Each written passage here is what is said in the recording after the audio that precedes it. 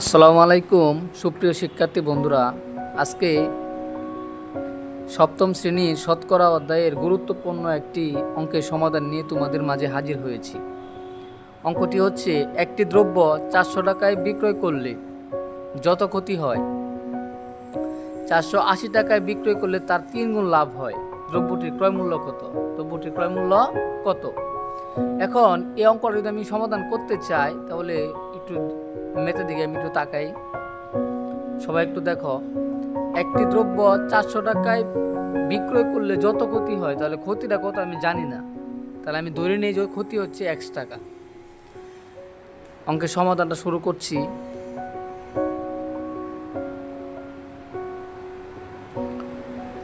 মনে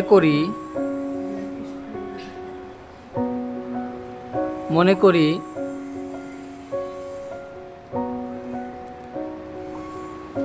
400 টাকা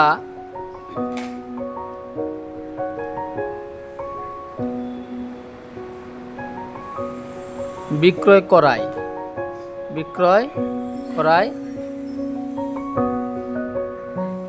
x টাকা ক্ষতি হয়, x টাকা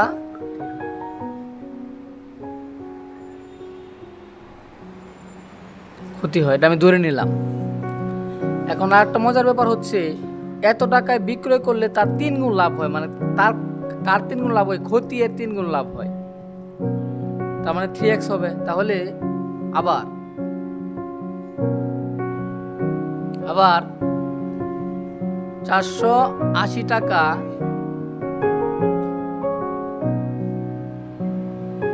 বিক্রয়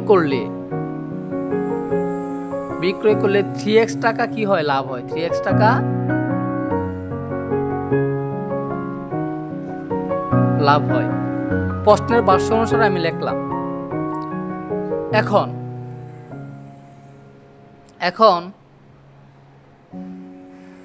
এখানে আমার ক্ষতির পরিমাণটা দেওয়া আছে এবং বিক্রয় মূল্য দেওয়া আছে, তাহলে ক্রয় মূল্য কি করা যাবে? বের করা যাবে না?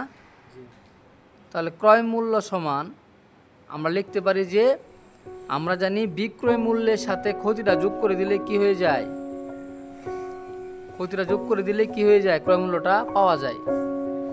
তাহলে ক্রয় মূল্য সমান আমরা জানি কি? বিক্রয় মূল্য প্লাস ক্ষতি। আবার এটা প্রথম ক্ষেত্রে। এখন দ্বিতীয় ক্ষেত্রে ক্রয় মূল্য সমান কি হবে? লাভের বেলায় কি করতে হয়? বিক্রয় মূল্য থেকে কি করতে হয়? লাভটা বিয়োগ করতে হয়। লাভটা কি করতে হয়? তার মানে 480 থেকে আমি যদি 3 এক্সট্রা বিয়োগ করে দিই, তাহলে যে টাকাটা পাবো ওই টাকার পরিমাণটাই হচ্ছে কি আমাদের ক্রয় মূল্য, তাই না? তাহলে এটাও ক্রয় মূল্য, তাহলে প্রশ্ন মতে এটা সমান লিখতে পারি, কারণ দুটোই তো ক্রয় মূল্য। তাহলে প্রশ্ন মতে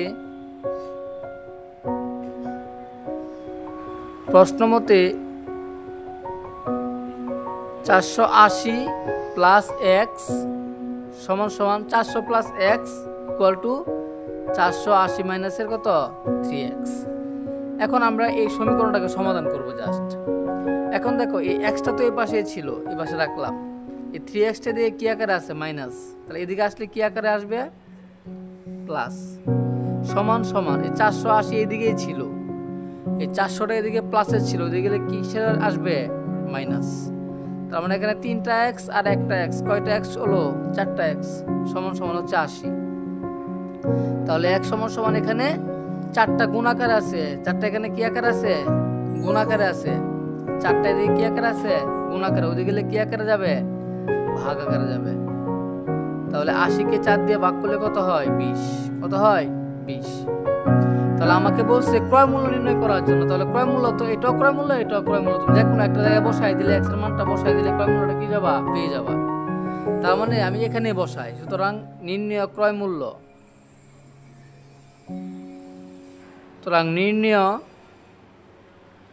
ক্রয় মূল্য সমান 400 প্লাস এক্স, তার মানে কি? 420 টাকা। অর্থাৎ 420 টাকা ছিল কি? উক্ত দ্রব্যের ক্রয় মূল্য। আশা করি সবাই বুঝতে পারছো। যদি অঙ্কটি না বুঝো তাহলে ভিডিওটি আবার দেখবে। তাহলে আশা রাখি অবশ্যই বুঝে যাবে। সবাইকে ধন্যবাদ। আসসালামু আলাইকুম।